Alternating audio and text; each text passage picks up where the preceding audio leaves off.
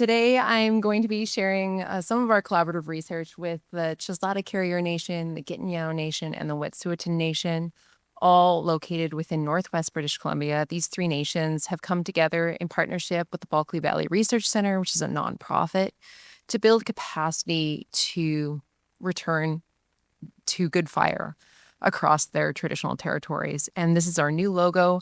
It combines many elements that these three nations have in common, and they wanted to, instead of having their crests be separate, come together as a collaborative partnership. So you'll see moose, you'll see berries, you'll see water, you'll see fire, and you'll see that wrapping, which is a hug, to show that people are coming together. And this project is all about building relationships.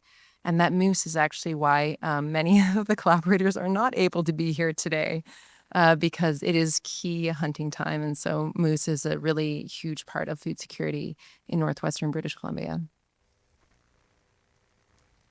So I'm going to share a little bit about our cultural and prescribed fire program. And so this is just a few weeks ago. This is in the interior cedar hemlock. We are doing what looks to be a broadcast burn. This is actually a cultural burn, and we are doing it in partnership with Hampton, the licensee, with BC Wildfire, who's coming out to support, with two nations, so that includes firekeepers and guardians, and we will not be replanting this block. We've removed silviculture obligations. It will be the first berry harvesting site that is in walkable distance from the community in over 100 years. So this is a move to reimagine our forestry practices in British Columbia, to get fire and forestry professionals and expertise coming together to really create solutions for this massive problem that we're all facing. We have not been able to put many hectares on the map as far as cultural and prescribed fire goes. This is numbers from BC Wildfire up until September 30th, so just a week ago. We used to have a lot of burning in our province. We used to have a lot more social license for doing industrial burns, for supporting restoration burns, and that's really changed. We are seeing an increase, though, and again, I just want to stress this isn't about just hectares burned. This is about building trust and building relationships. And so I think that we are going to see an increase, but that means also, again, rebuilding that social license and reimagining our relationship with fire. We're really trying to weave together both the many types of knowledge and science that are out there. And I'm very fortunate to be able to work with Elder Darlene Vey from Wilpwee.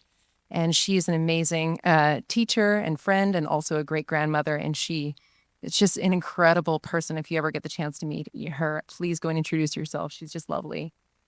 What we're doing is kind of bringing together these old tools and new ways, so new technology to get more fire and the right kind of fire at the right place to restore this meadow, so it's really good for moose again. This is, again, like I said, really about bringing partners together. And it's difficult for a lot of people to understand that just a few years ago, BC Wildfire was fining people for burning their traditional burns on their territory. And now we're coming together to reimagine, again, how we can work together. And that means breaking down silos. And again, just being out there in the woods, learning and burning together. And it's amazing that Spencer hasn't burned off his hair yet. We comment on this every single year. This is year 3. Spencer's been out burning with us. Hair gets longer, not being lost, even though I have like 0 eyebrows left. Again, it's been said Indigenous peoples comprise about 5% of the population of Canada, but are 43% more likely to be evacuated from a wildfire. And this is amazing work from Amy Cardinal Christensen and Tara McGee. I just want to say that it can be very challenging for communities with one road in and one road out. They live in many forested regions in Canada to have to make really difficult decisions about whether to access clean drinking water or create a more fire safe community. And so this funding is really important for building capacity to re-engage in firekeeping practices. And I also want to note that many people that are disproportionately affected are women.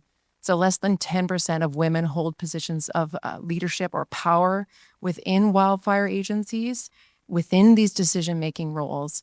And it's really important because women come at problems differently.